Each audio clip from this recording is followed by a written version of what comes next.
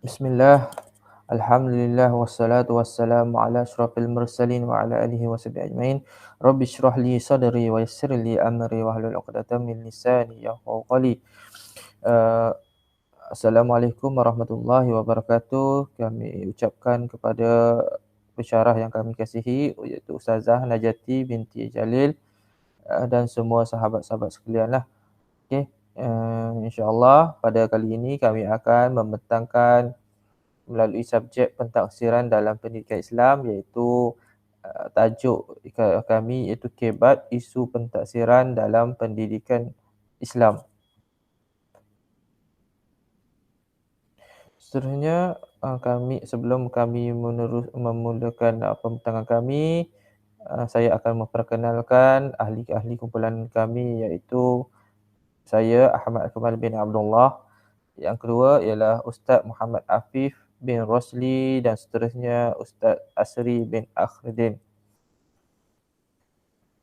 Okey, insya-Allah kami akan membentangkan tajuk-tajuk ataupun isi kandungan. Yang pertama sekali ialah konsep kebat dan ciri item kebat dalam pentaksiran. Seterusnya kami akan membentangkan isu pentaksiran. Yang ketiga, cadangan penambahbaikan terhadap isu dan yang keempat ialah contoh pentaksiran kebat. Pertama sekali kita lihat kepada pengenalan, apa yang dimaksudkan yang kita boleh faham tentang kebat ini. Okey. Okey. Lihat kepada konsep kebat yang akan saya bentangkan, iaitu kebat dilihat sebagai proses kitaran dari pemikiran aras rendah KBAR ke aras pemikiran aras tinggi iaitu kebat. Ya. Konsep kebat telah memasukkan ciri-ciri berfikir secara kreatif, kritis, logik dan metakognitif. Dan dengan menggunakan kebat, murid mampu memberikan penjelasan, membuat keputusan, menyelesaikan masalah, menginovasikan, mencipta dan menunjukkan hasil akhir mengikut konteks yang diperlukan. Ya. Secara kita nak mudah, kebat ni kita melihat ini adalah satu kemahiran intelek yang tinggi. Kemahiran ini kebiasaan kita rujuk kepada 4 aras yang teratas dalam taksonomi Bloom. Itu yang pertama, mengaplikasi, menganalisa, kemudian menilai dan mencipta. Kebat juga yang mengaplikasikan pemikiran secara kritikal, pemikiran kreatif, pemikiran logikal, pemikiran reflektif dan metakognitif lah.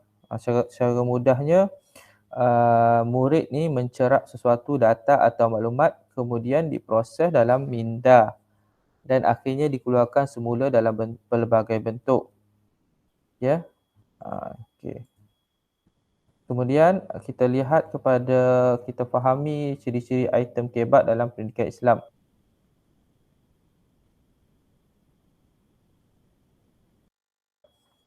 Yang pertama sekali, skop yang luas. Item kebat adalah menggunakan skop yang jauh lebih luas daripada pemahaman daripada buku teks.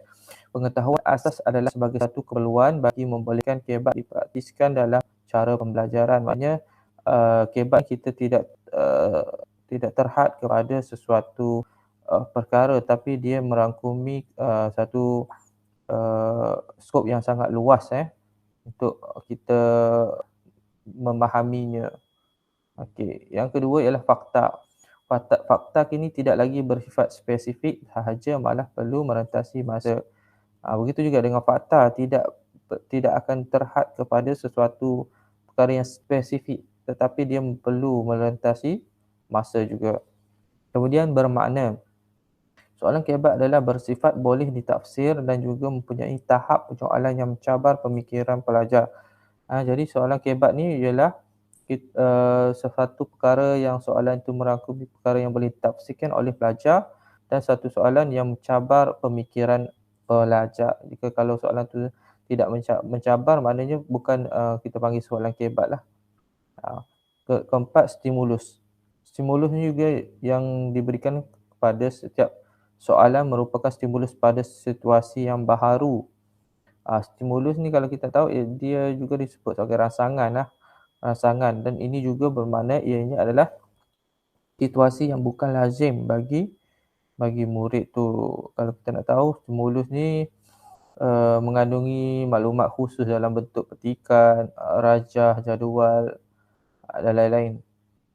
Dia juga adalah stimulus ni dia mempunyai dalam pelbagai bentuk lah, pelbagai jenis. Yang terakhir ialah respon murid. Respon murid kita sebut sebagai jawapan dapat memperlihatkan kepelbagaian dan tidak terhad dengan hanya satu jawapan tertentu. Maknanya guru yang menanda tidak akan maknanya tidak ada soalan yang betul-betul jawapan yang betul-betul tepat, melainkan dia akan ada kepelbagaian jawapan. Maka jawapan pelajar adalah mungkin boleh lebih daripada satu jawapan. Itu adalah ciri-ciri item kebat yang terkandung dalam pendidikan Islam. Okey, itu sahaja pembentangan daripada saya. Seterusnya kita akan sambung kepada sahabat kita yang seterusnya. Sekian, terima kasih.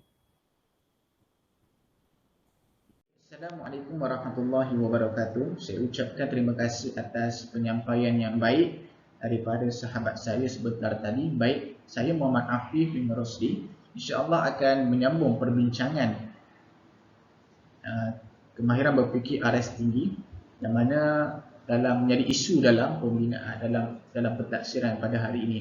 Okey, jadi kami memilih 4 perkara yang mana berkaitan dengan isu pentadsiran yang kami bincangkan pada hari ini, iaitu yang pertama, ketidaksediaan guru. Yang kedua, kesusahan dalam pembinaan item kebat. Yang ketiga, peruntukan masa pengajaran dan pembelajaran sama ada terlalu padat dan sebagainya, menyebabkan tidak ada persediaan daripada guru itu sendiri. Dan yang keempat, pengulangan item kebat. Jadi keempat-empat perkara ini saya akan membincangkan sebentar lagi dan dibahaskan untuk penjelasan selanjutnya, insya-Allah. Okey, baik, kita pergi kepada yang pertama, iaitu ketidaksediaan guru.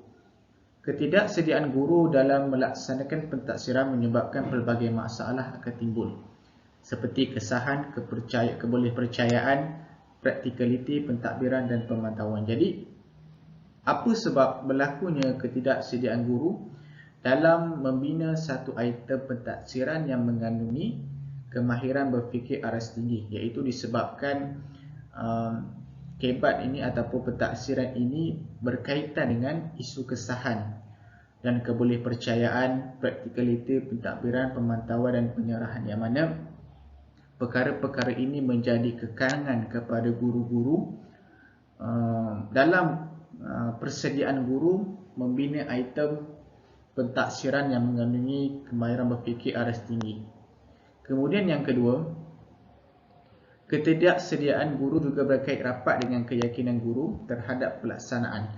Sebahagian guru masih lagi meragui keberkesanan pentadsiran dalam mengukur keupayaan murid, yang mana mereka mengatakan sebahagian guru mereka menganggap bahawa kemahiran berfikir aras tinggi dalam pentadsiran ini dianggap tidak, kita katakan, meragui keberkesanannya. Mereka masih lagi meragui adakah pentadsiran ini betul-betul menguji keupayaan murid itu ataupun tidak. Jadi mereka meragui. Apabila mereka meragui, keyakinan guru juga akan rendah, menyebabkan mereka tidak bersedia untuk melaksanakan pentadsiran. Yang ketiga, kajian daripada Lembaga Peperiksaan Malaysia menyatakan bahawa guru-guru tidak mempunyai pengetahuan berkenaan pentadsiran yang dijalankan secara atas talian. Hal ini kerana guru-guru telah terbiasa menggunakan instrumen pentadsiran tradisional yang hanya melibatkan kertas dan pensel. Ini yang berkaitan dengan PDPR, yang mana pada hari ini guru-guru memerlukan maklumat pentadsiran daripada murid, khususnya dalam musim pandemik ini. Guru-guru perlu mentaksir murid secara online. Jadi mentaksir murid secara online ini memerlukan kepada pentadsiran yang mempunyai kemahiran berfikir aras tinggi. Oleh itu, disebabkan guru-guru ini tidak mampu ataupun tidak mempunyai pengetahuan berkenaan pentadsiran yang dijalankan secara atas talian menyebabkan guru-guru tidak bersedia untuk melaksanakan pentadsiran tersebut. Malah mereka menganggap pentadsiran secara atas talian ini tidak berkesan. Bahkan mereka lebih suka untuk menggunakan pentadsiran yang menggunakan kertas dan pensel, yang mana menguji keupayaan kognitif sahaja. Okey, yang keempat, guru juga beranggapan, yang mana mereka beranggapan bahawa pentadsiran tradisional adalah kaedah terbaik dalam menilai kekuatan dan kebolehan murid. Ini yang kita sebutkan tadi, bahawa ketidaksediaan guru ini juga berkaitan dengan mereka masih lagi memilih kaedah tradisional, yang mana kaedah tradisional ini telah dilaksanakan pada pendidikan pada sebelum ini, yang mana mereka hanya menilai kebolehan dan keupayaan murid itu hanya berdasarkan keupayaan intelek sahaja, berbanding pada hari ini, yang mana pendidikan pada hari ini menuntut kepada guru-guru untuk memperkembangkan lagi murid-murid dari segi aspek yang holistik, termasuk seperti mana yang disebut dalam falsafah pendidikan kebangsaan. Baik, yang kedua pula, isu yang berkaitan dengan kemahiran berfikir aras tinggi dalam pembinaan pentadsiran ini ialah kesusahan dalam pembinaan item kebat. Baik, kesukaran dalam pemilihan instrumen dan pembinaan item kebat yang sesuai dengan kesediaan dan kebolehan murid menyebabkan item tersebut tidak dapat menilai kekuatan dan kebolehan murid secara holistik. Jadi dalam membina item kemahiran berfikir aras tinggi ini memerlukan kepada pemilihan instrumen yang sesuai serta kebolehan pembinaan item kebat itu sendiri. Jadi apabila guru-guru tidak menguasai kita katakan kesukaran dalam pemilihan, tidak dapat memilih soalan-soalan yang tepat untuk menguji kemahiran apakah yang ingin diuji, begitu juga dengan pengetahuan apakah yang ingin murid diuji, tidak dapat dipilih dengan baik. Okey, yang kedua, kesusahan dalam pembinaan item kebat juga berkait dengan kompetensi dan pengetahuan guru terhadap kaedah pembinaan item pentadsiran kebat. Jadi keperluan pada hari ini khususnya kepada guru-guru perlu menguasai juga mempunyai pengetahuan yang mendalam terhadap pembinaan item pentadsiran yang mempunyai kemahiran berfikir aras tinggi. Jadi kompetensi guru-guru terhadap ataupun kita katakan sebagai pengetahuan guru dalam pembinaan item kebat ini rendah, menyebabkan guru-guru ini merasa sukar dalam pembinaan item kebat itu. Yang ketiga, kemahiran guru terhadap pembinaan item kebat adalah pada tahap yang minimum yang menyukarkan untuk menilai murid dengan sebaiknya. Jadi walaupun mereka ada pengetahuan dalam pembinaan item kebat ini dalam pentadsiran, tetapi kemahiran guru itu pada tahap yang tahap yang memuaskan. Jadi apabila pada tahap yang memuaskan, guru-guru ini dapat membina item kebat itu, tetapi item itu tidak tepat untuk menilai kemahiran yang ingin dinilai dan juga pengetahuan yang ingin dinilai. Jadi tidak tepat dalam pembinaan itu. Yang keempat, maka item yang dibina hanya memberi fokus pada arah pemahaman dan pengetahuan sahaja. Jadi apabila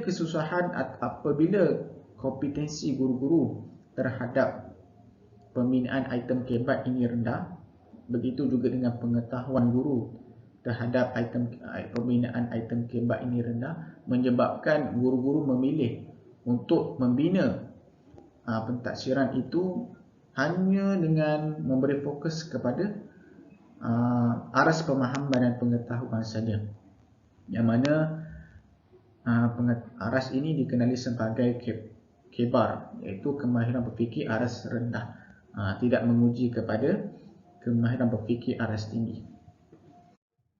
Baik, yang seterusnya peruntukan masa pengajaran dan pembelajaran.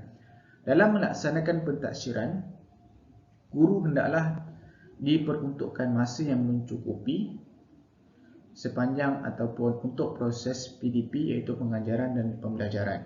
Kajian yang dijalankan oleh Muhammad Azhar 2006 mendapati bahawa tempoh masa pengajaran yang terlalu pendek sehingga tidak sempat untuk melaksanakan aktiviti pentaksiran. Ini yang menjadi isu kepada elemen kebat yang diterapkan dalam pentaksiran tidak dapat dilaksanakan adalah disebabkan guru-guru itu tidak mempunyai masa yang mencukupi. Bahkan masa-masa yang diperuntukkan untuk mengajar itu adalah setakat masa yang minimum sahaja, menyebabkan guru-guru ini tidak sempat untuk mentaksir dengan menggunakan kaedah kemahiran berfikir aras tinggi. Yang kedua, terdapat juga masa PDP digunakan untuk aktiviti luar bilik darjah dan kurikulum, sehingga guru terpaksa bertungkus lumus untuk menghabiskan silibus disebabkan masa yang terhad. Jadi yang kedua ini kita katakan bahawa masa-masa yang terdapat dalam aktiviti pengajaran dan pembelajaran itu banyak dihabiskan dengan aktiviti luar bilik darjah. Begitu juga dengan aktiviti core curriculum. Apabila aktiviti ini mengganggu masa yang diperuntukkan dalam pengajaran dan pembelajaran, menyebabkan guru-guru tidak sempat untuk menghabiskan silibus itu. Apabila guru-guru tidak sempat untuk menghabiskan silibus pengajaran itu, menyebabkan guru-guru ini tak sempat untuk melaksanakan pentaksiran berasaskan kemahiran berfikir aras tinggi. Yang ketiga, terdapat juga guru yang mempunyai masa PDP yang terlalu padat dalam seminggu sehingga kesukaran dalam melaksanakan pentaksiran dari segi persediaan dan lain-lain. Ini yang menjadi juga isu dalam pentaksiran melaksanakan kemahiran berfikir aras tinggi dalam pentaksiran, iaitu masa yang terlalu banyak untuk guru-guru mengajar.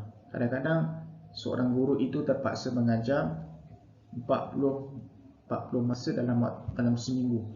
Maka dengan itu guru-guru ini dia tidak sempat untuk melaksanakan persediaan dari segi membina bahan, begitu juga dengan persediaan untuk membina item ataupun kaedah yang sesuai dalam mentaksir murid-murid dengan menggunakan kemahiran berfikir aras tinggi.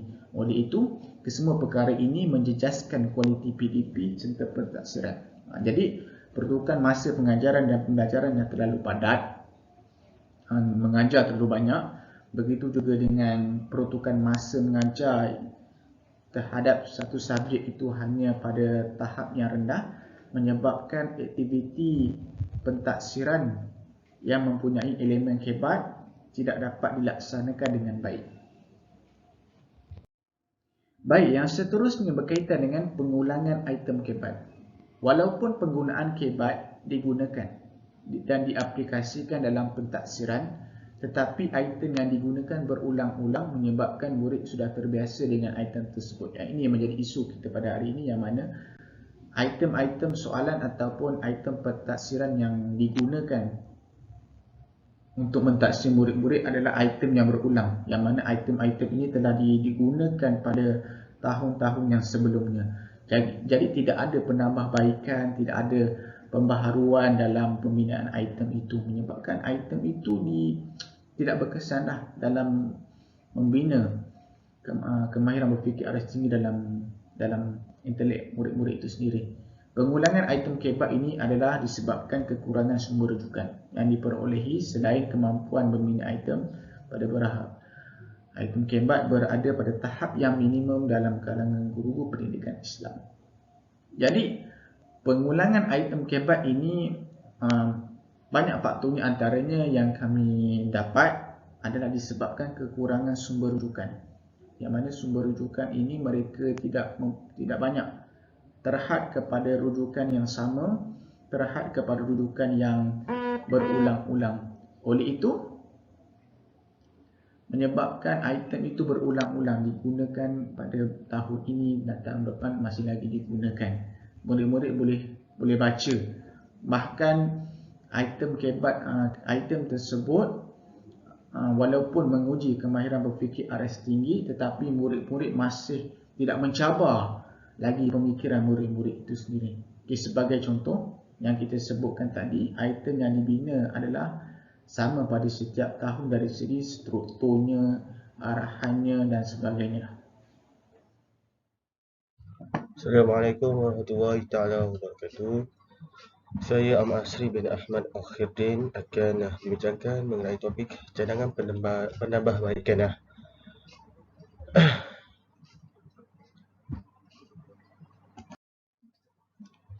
Pertama adalah mengenai isu ketidaksediaan guru.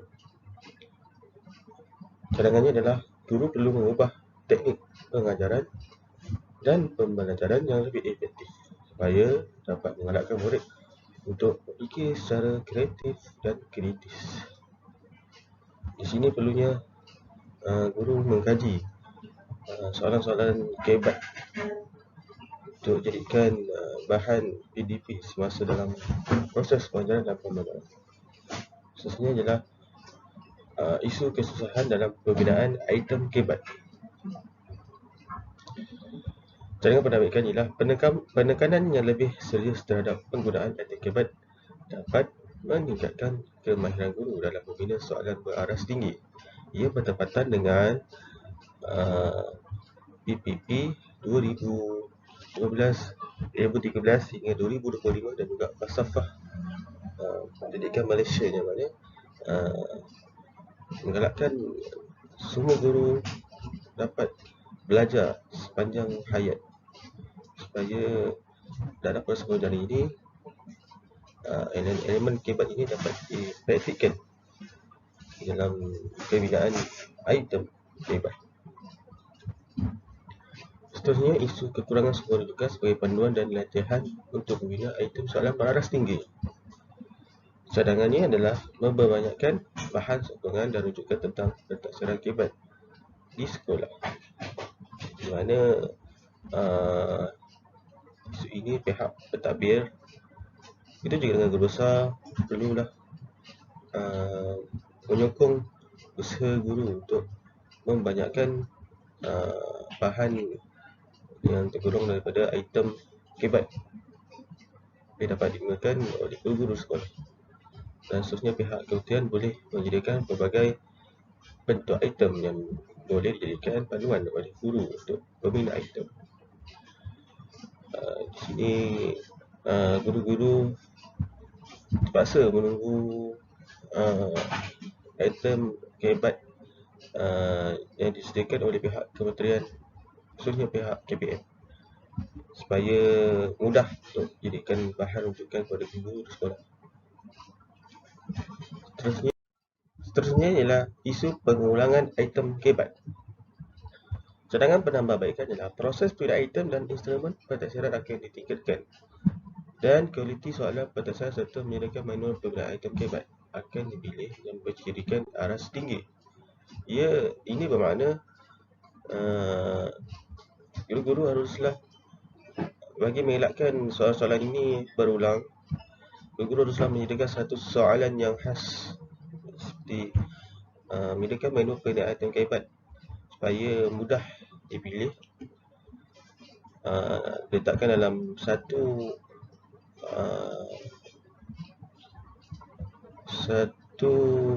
item lah, supaya memudahkan guru untuk memilih soalan-soalan kebat yang telah disediakan.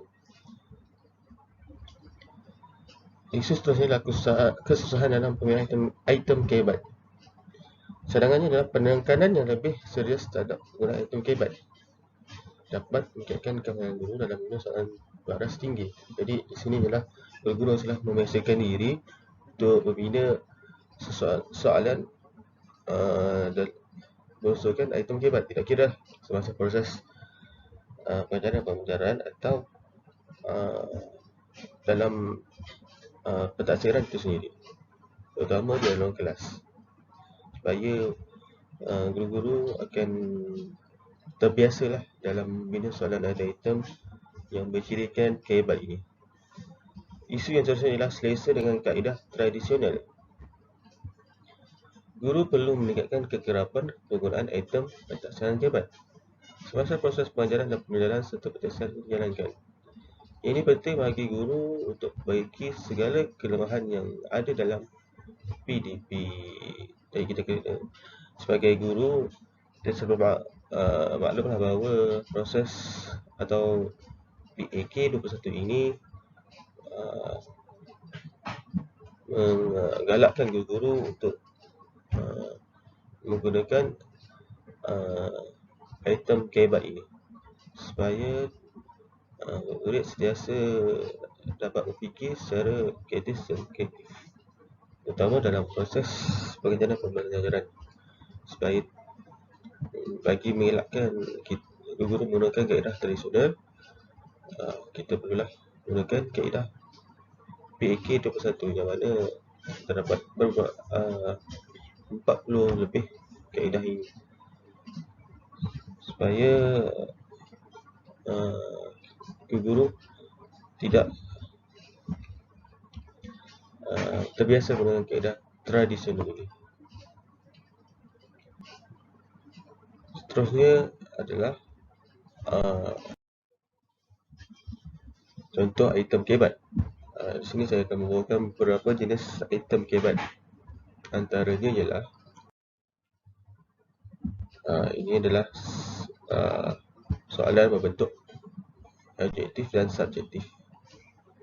Ini adalah saya pilih soalan daripada tahun 4 Pendidikan Islam, kerana ia membentuk soalan beraras kebat lah, kegemaran beraras tinggi, kegemaran berfikir aras tinggi, itu kemahiran analisis lah, mana soalannya ialah berikut bukan adab berpakaian kecuali sini murid dikehendaki menganalisis pernyataan yang diberikan dan akan mengencam jawapan daripada pernyataan yang diberikan. Seterusnya adalah soalan subjektif. Contohnya, apakah 3 kelebihan menghormati guru? Dan kedua, soalan seterusnya adalah pada pendapat anda nyatakan 3 hikmah kepentingan azan dan iqamat. Dan terakhir ialah rumusan. Pelaksanaan kebat merupakan satu pendekatan pembelajaran yang menggunakan kaedah pedagogi, sokongan teknikal dan kaedah pelaksanaan yang sistematik. Penerimaan oleh para guru dari segi kesediaan dan pemahaman yang teliti berkaitan pedagogi kebat yang terbaik merupakan faktor utama dalam menjayakan pelaksanaan kebat. Tak kira sama ada dari semasa proses pembelajaran atau pentadsiran, kebat ini perlulah dilaksanakan di dalam kelas supaya kolaborasi yang jitu dari semua pihak termasuk ibu bapa, pentadbir dan KPM dalam mempergiatkan sokongan kepada guru bagi memurnikan sistem penyampaian dan pentadsiran untuk memberi tumpuan yang lebih kepada kebat. Ia selaras dengan hasrat PPPM 2013-2025 bagi melahirkan generasi yang berintelek tinggi dan berdaya saing. Itu saja dari saya.